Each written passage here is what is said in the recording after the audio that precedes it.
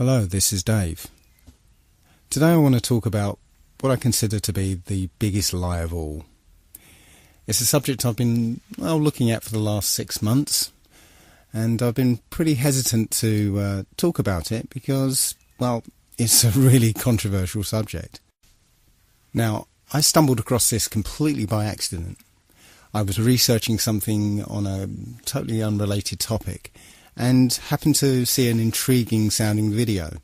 So I clicked on it, but the subject was so preposterous that I was just about to turn it off when it happened to say something that piqued my interest. So I watched the video completely to the end. And by the end of it, I had questions. I had some serious questions. So I'm going to ask you to be open-minded about this. This is very, very controversial and difficult to get your head round. So just bear with this and keep an open mind. So, in order to determine the truth, I'm going to be using a few principles here. The first of which is the scientific method, something that the scientific community doesn't seem to use these days. But the scientific method is where a theory or opinion is put forward that matches what we observe. But if something comes along that contradicts those observations, then the theory must be discarded. The second principle is Occam's razor. That's quite simply, the simplest explanation tends to be the truth. The third principle I'm going to be using is from Sherlock Holmes. When the impossible has been eliminated, whatever is left, however improbable, must be the truth. I'm also going to have to accept a couple of things. The first of which is what I call the ant's perspective. If you imagine an ant walking across a runway and all of a sudden a jumbo jet lands next to it, the ant's probably going to say, "What the hell was that?" But there is no way that the ant can ever figure out what just happened to it. It's just beyond the ant's ability to comprehend. So we have to accept that there may be things that are way beyond the human mind's ability to comprehend. The other thing we have to accept is how easily our minds, once they've been programmed or given a world view, how easily those minds can be fooled.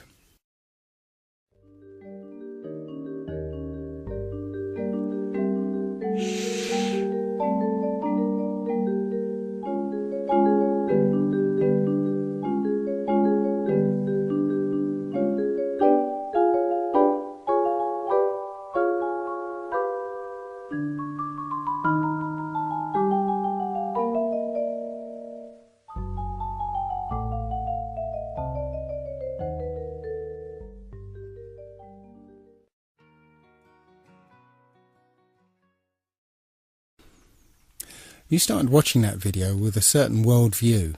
After all, you know what a room looks like. But those preconceptions caused you to ignore some of the subtle cues that would have given the game away, such as the black rectangle underneath the chair, or the difference in colour between the cups, or even the strange angles of the picture on the wall. You believed a visual lie because your worldview was so powerful that it blinded you to any evidence that contradicted it. The other thing I'd like to mention at this point is how easily we can be fooled by two-dimensional imagery. We've been trained and conditioned to suspend disbelief when we see certain two-dimensional imagery, such as photographs. A photograph is not reality. It's a photograph. And photographs can be altered and manipulated. Video is not reality. And here's some examples of that.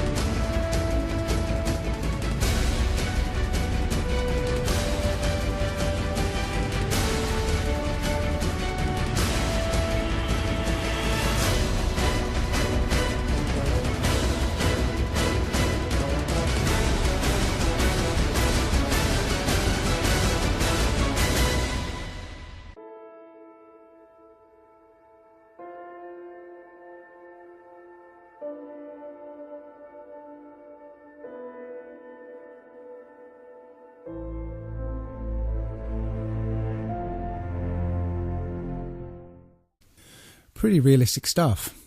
Point is, you can't automatically trust any two-dimensional imagery or media that's presented to you by the establishment. So let's get down to it then, shall we? This is apparently the truth of our world. We live on a spherical planet called Earth, spinning at 1,000 miles an hour on a 23.4 degree tilt. Now, I always thought it was 23.5 degrees, but as I researched into this, I found it was actually 23.4. That's 23.4 degrees away from vertical. Funnily enough, that leaves 66.6 degrees away from the horizontal. Interesting. So anyway, we're orbiting an ordinary star that is apparently 93 million miles away. The Sun itself is embedded in a galaxy of 100 billion stars, and that galaxy is one of trillions and trillions in an infinite and expanding void. And in the midst of that void, we are just an insignificant and unimportant microbe that arrived here by accident, that's crawling around on this speck of dust. Now, I know what you're thinking. Oh dear, he's turned into one of those flat earther people. But if you've ever discovered the truth behind all those things that have been labelled as conspiracy theories, you've been willing to set aside your preconceptions of the world to be able to accept a new and often terrifying version. This is no different, so please bear with me. The first thing that people will automatically say is, of course we live on a spherical Earth. We've got the photographic evidence, don't we?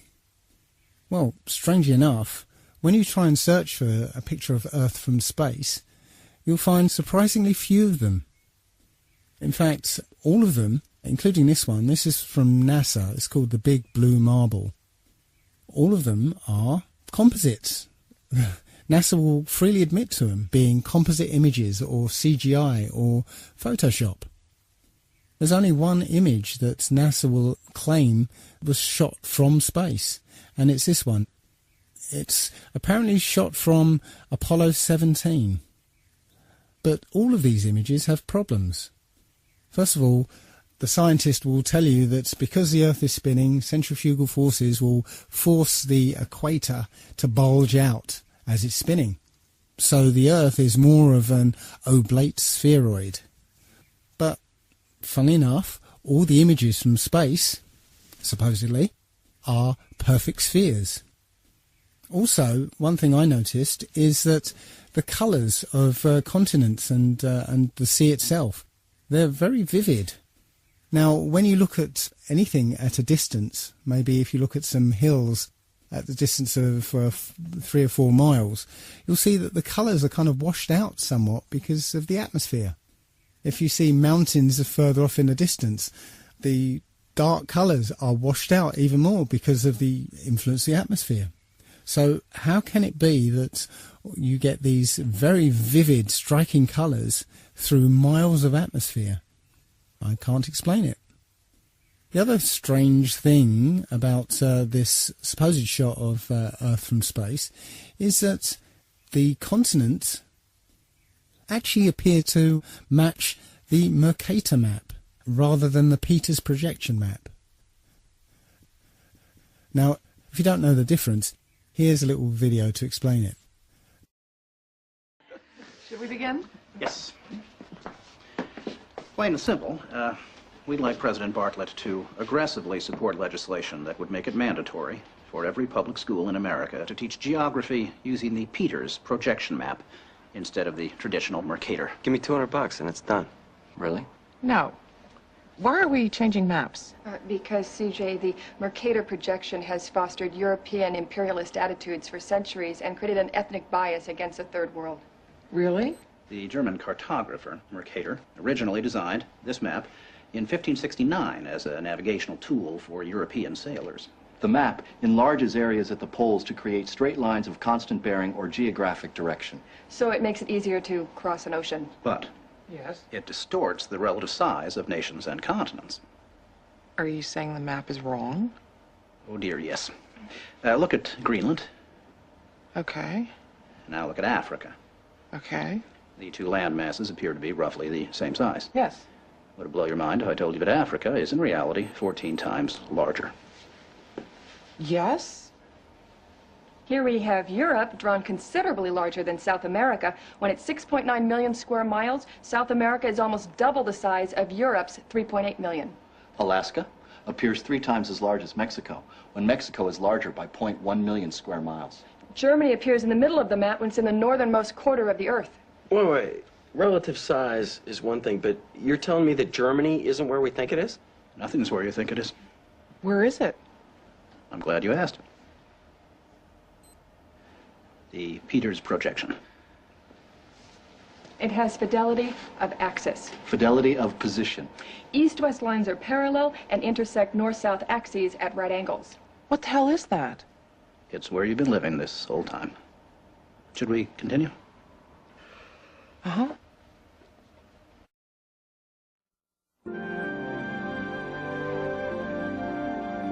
So, you're probably wondering what all of this has to do with social equality. No, I'm wondering where France really is. Guys, we want to thank you very much for coming in. Hang on. We're going to finish this. Okay. What do maps have to do with social equality, you ask? She asked. Salvatore Natoli of the National Council for Social Studies argues, in our society, we unconsciously equate size with importance and even power.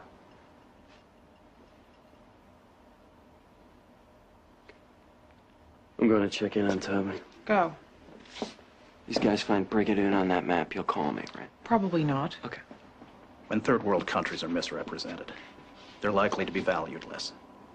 When Mercator maps exaggerate the importance of Western civilization, when the top of the map is given to the Northern Hemisphere and the bottom is given to the Southern, then people will tend to adopt top and bottom attitudes.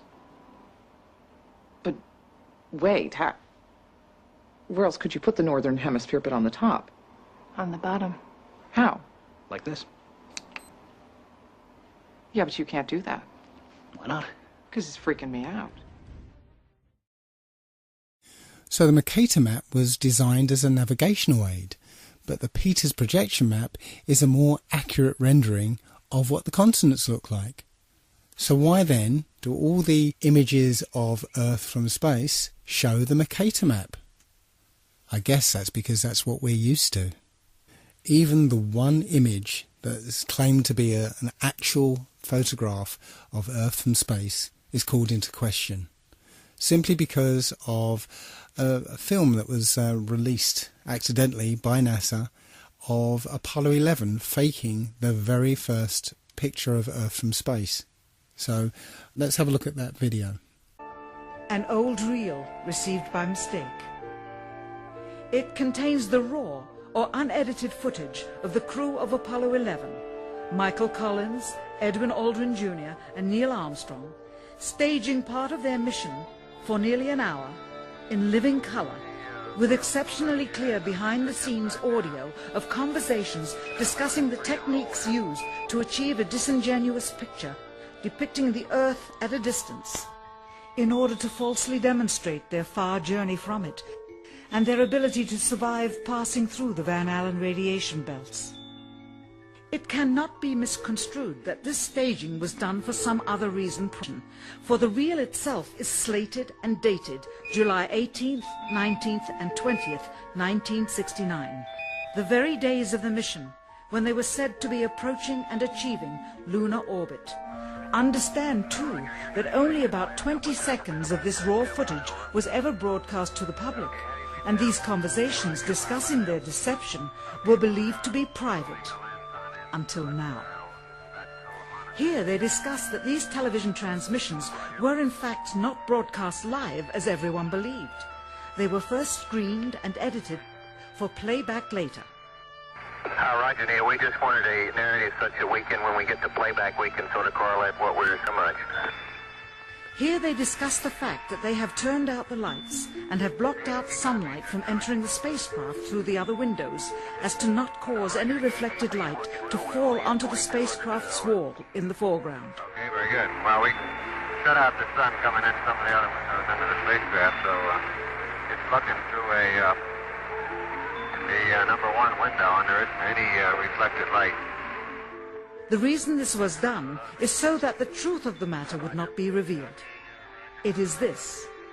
Though the federal government would have you believe that this is a view of Earth from a distance out of the spacecraft's window as it nears the moon, it is not. What they have ingeniously done is placed the camera at the back of the spacecraft and centered the lens on a circular window in the foreground, outside of which it is completely filled with the Earth in low orbit.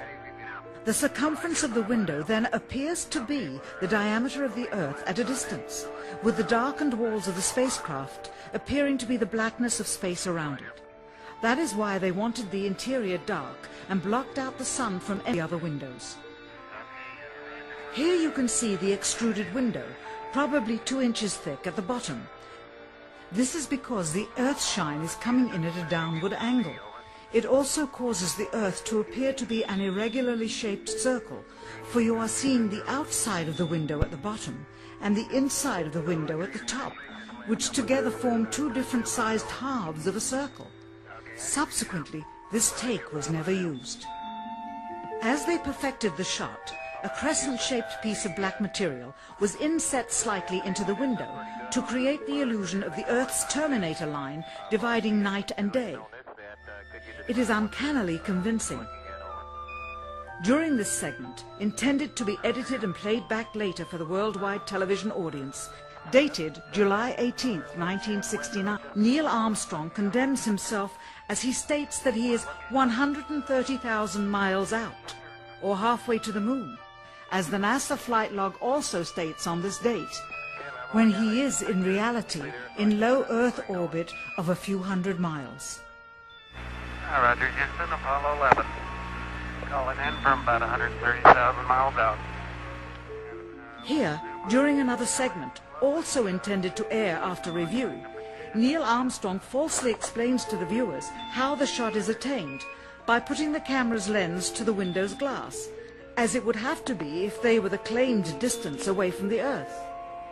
We only have one window that has a view of the Earth, and it's filled up with a TV camera.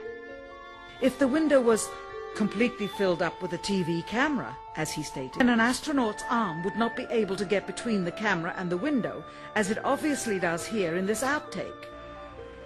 South America becomes invisible just off beyond the Terminator or inside the shadow. You can also notice how the astronaut operating the camera reacted to the mistake by attempting to pan away from it. Blue gas, see white bands of major cloud formations across the Earth. And This is a segment that they believed wasn't even being recorded, much less suitable for broadcast, for the lens was being zoomed out and the scene was being changed to that of an interior of the astronauts at work, and apparently the stop button popped back up on the recorder without notice. Here is the diffused work light that they used to see camera controls, but not throw light onto the spacecraft's wall. Here they remove part of the crescent insert.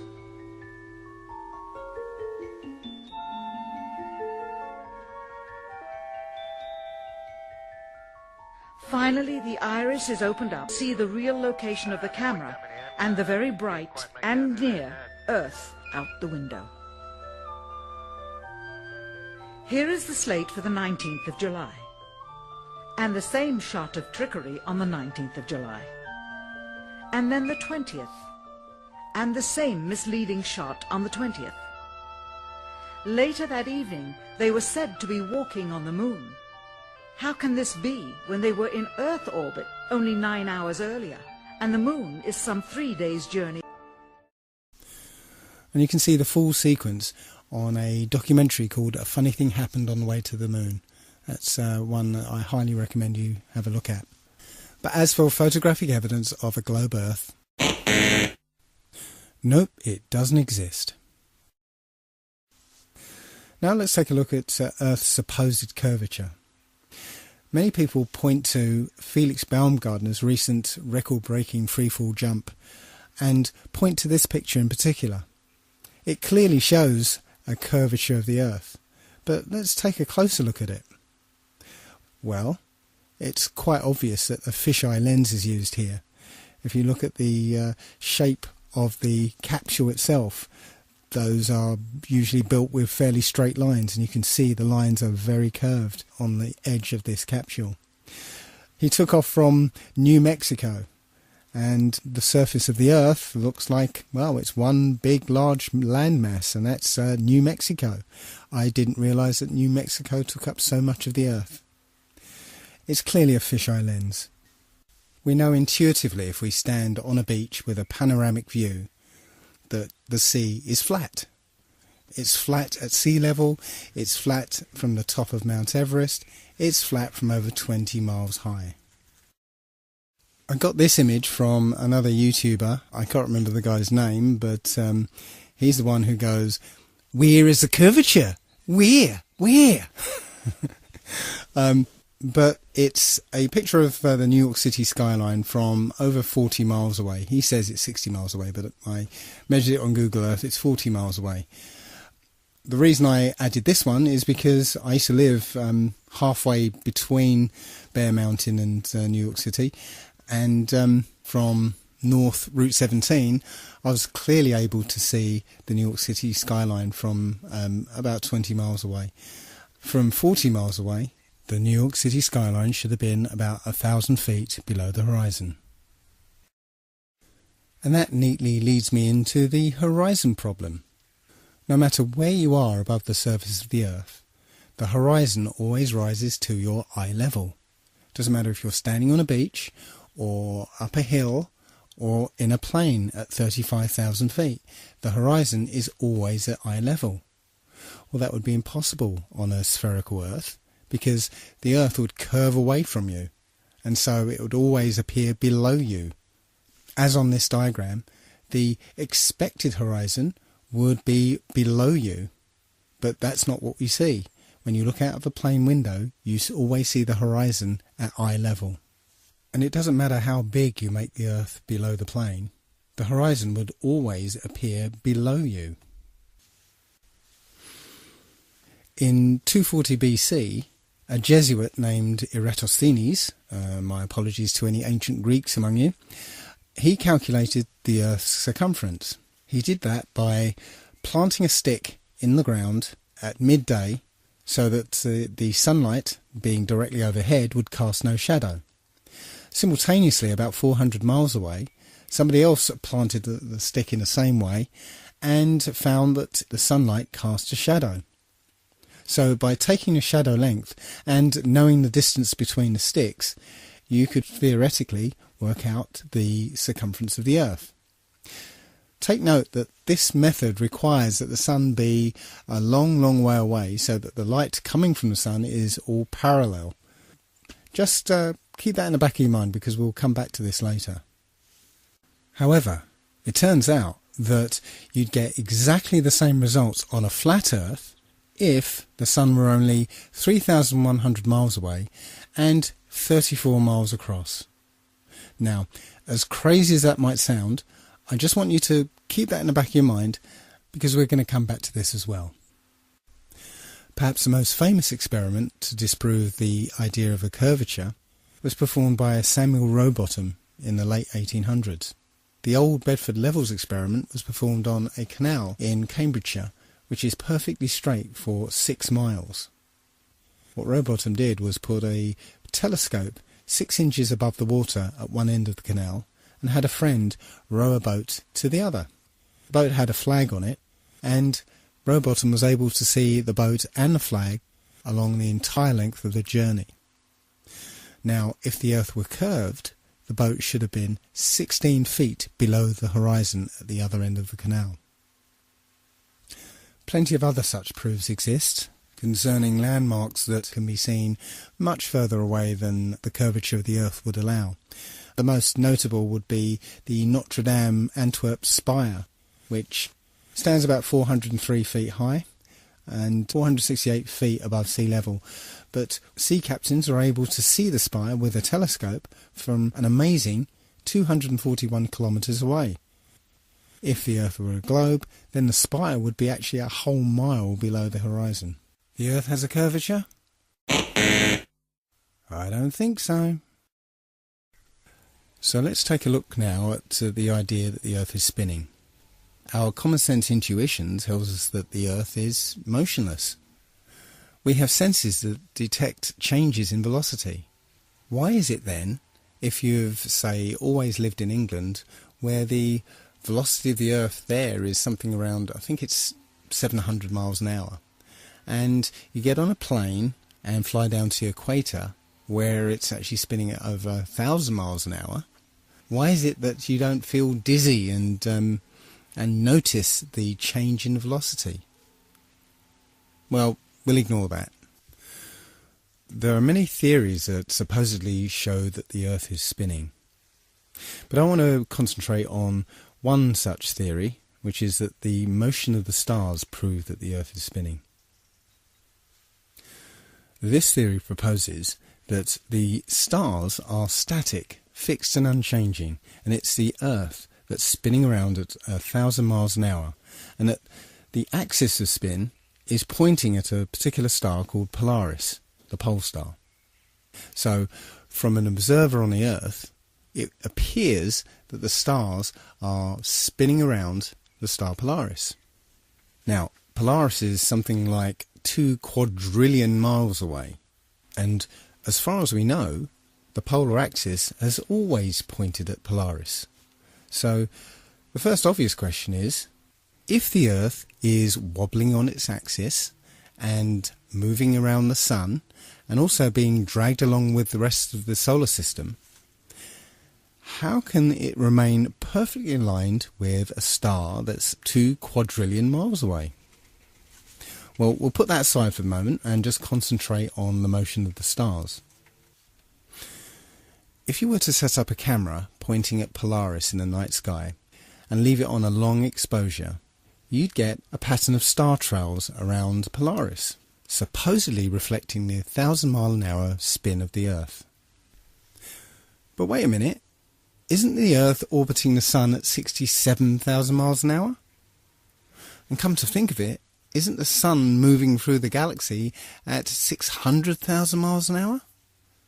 Then why is it the only motion we see is the slowest one, when the orbit around the Sun is 67 times faster than the supposed spin of the Earth, and the motion of the Sun, dragging the solar system behind it, is 600 times faster than the spinning of the Earth?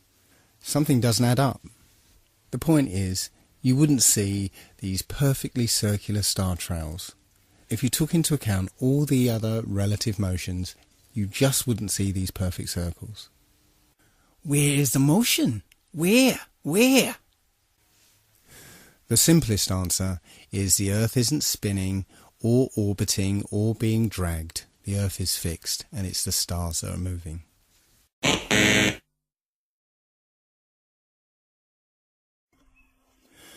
So now let's turn our attention to the Sun. What do you think is wrong with this picture? Any idea? Well, take a look at the angle of the rays.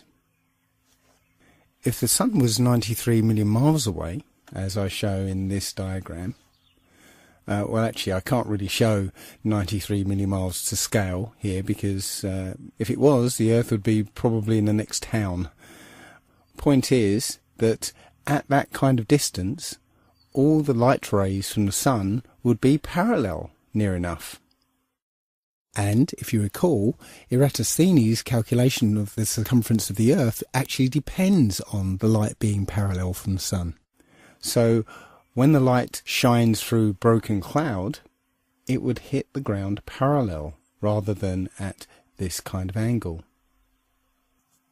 So, if you're able to measure the angle of these sun rays, you can basically, with a bit of simple geometry, figure out exactly how high the Sun is.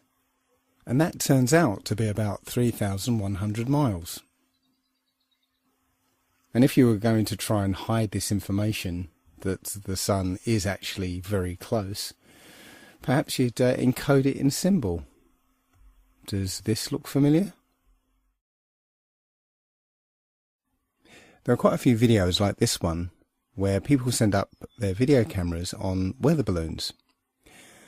One thing to note is where you can see a hot spot on the clouds directly under the sun, like here.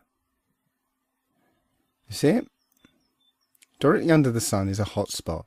Now, that would be impossible if the sun was 93 million miles away. But also note how the sun appears to move with the Earth. As the camera rocks about, you'll see the sun moving around with the Earth. Now again, if the sun was 93 million miles away, you wouldn't see that. Just like if you were on a speeding train, the trees next to the track will whiz past you, but the mountains in the distance would, well, they'd hardly move. And if the sun was behind those mountains, the sun wouldn't move at all. So just like in this diagram, you can see there's a sun a long, long way off and a sun that's directly above the kind of landscape. And as the camera is simulated to move here, you can see that the closer sun is moving with the simulated Earth here. But the one further away moves as if it was further away. You can see it hardly moves in relation to the Earth. Again, that's not what we see in these videos. The sun appears to be directly above the flat Earth. In the flat Earth model, the sun rotates around us and only appears to rise and set because of the way our vision works. We see in perspective. That is, the horizon is at our eye level, and as things recede from us, they tend to converge to the centre of that horizon line, to a place that's known as the vanishing point. Just as if you were standing at the end of a very long corridor, you would see that the walls would appear to converge. The floor would appear to rise up to meet the horizon, and the ceiling would also appear to move downwards. Of course, the walls and the ceiling are all parallel to each other, so they don't actually move anywhere, but it would just appear that way. And anything that lies beyond the vanishing point is effectively invisible to us. It's beyond the limit of our vision. The clouds in this picture are all at the same height, but the further they are away from you, the lower down in the sky they appear to be. And similarly, the further away the cloud shadows are on the ground, the higher up they appear to be. Now, try and watch the following video without the preconception that the sun rises and sets, but rather moves closer to you and then moves further away.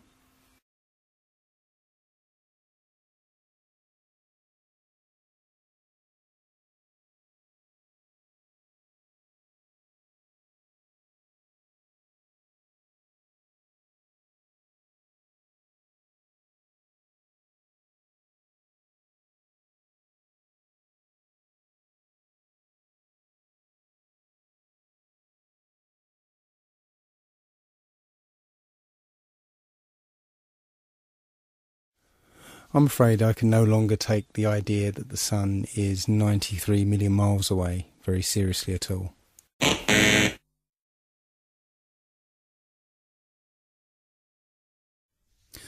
So now let's turn our attention to the moon. Many of us have seen the moon appear full at various times throughout the day, as in this picture. But how can that happen? If you're standing at point C, then it's the middle of the night. Full moon, no problem. And if you're standing at point A, it's early in the morning. Certainly if you stare back at the moon in the night sky, then yes, you can see a full moon.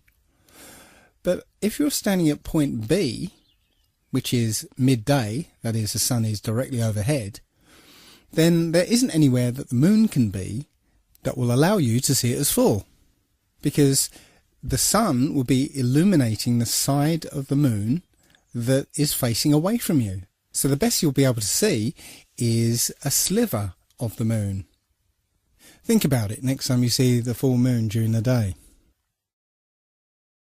Every month the moon goes through 8 distinct phases. Always the same 8, always the same order. supposedly because of a relationship between the position of the moon relative to the position of the Earth and the Sun. So let's say it's December, and throughout the month we see the normal 8 phases of the moon. But what happens when it's June and the Earth is supposedly on the other side of the Sun? Shouldn't the phases be reversed? That's not what we see. We see the same 8 phases in the same order. We are told that the moon is also spherical, but when we look at the moon, it seems to be lit uniformly over its entire surface. But if it was a sphere reflecting the sun, then that curved surface would display a highlight, and then that light would drop off as it went round the surface. But that's not what we see. The entire moon is lit uniformly. The quality of the light from the moon is completely different from the sun's light. The sun's light is hot, and it's shifted towards the yellow part of the spectrum, whereas the light from the moon is cold and more silvery. Heat is essentially infrared light. So in order for the moon to absorb the heat from the sun and not reflect it, it would have to be a deep green colour to absorb the infrared. So unless the moon is made out of green cheese, it is not reflecting the sun's light. It appears that the moon is not a sphere and it's not reflecting the sun. It is self-luminous. Also, we should be able to see a slightly different view of the moon depending on where on the globe Earth we happen to be. But this is not what we see. It doesn't matter where we are on Earth, we always seem to see the same view of the moon. Now, my friend Nolan pointed out that this is obviously a very exaggerated picture. The moon is supposedly 30 Earth diameters away from the Earth itself. But even so, that difference in position should give you a slight difference from point A to point B. But again, that's not what we see. So apparently the moon is 238,000 miles away. But if you just put that aside for a second and just look at the moon, perhaps you'll notice this. In this example, only the clouds close to the moon are lit up, not the clouds further away. That indicates that the moon is much, much closer than we've been told. Because if the moon were 238,000 miles away, then all the clouds should be illuminated, not just the ones closest to it. And here's an example of a schoolboy mistake. This is a famous picture from Apollo 8, which is entitled Earthrise. It was taken from above the moon's surface, looking back at the Earth. The only problem is, the Earth appears the same size as the moon appears from the Earth. But the Earth is 4 times the size of the moon. So it should have looked like this. Somebody screwed up. Now, there will be some people who still think we went to the moon.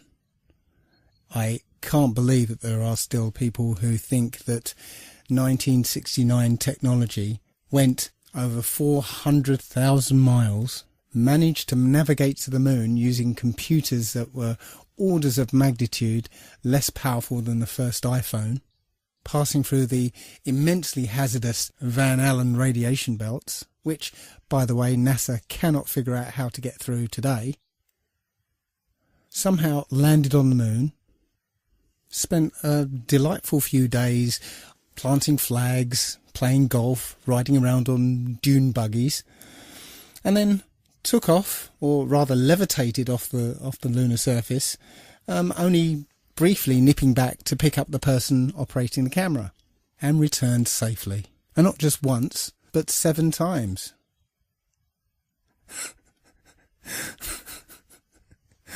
It's a fantasy. The whole thing is a fantasy. Everything you saw supposedly on the moon was in a soundstage using Stanley Kubrick's perfected front projection technology. And I'm not going to spend much time. There's plenty of evidence to show that it was completely faked. It was complete fantasy.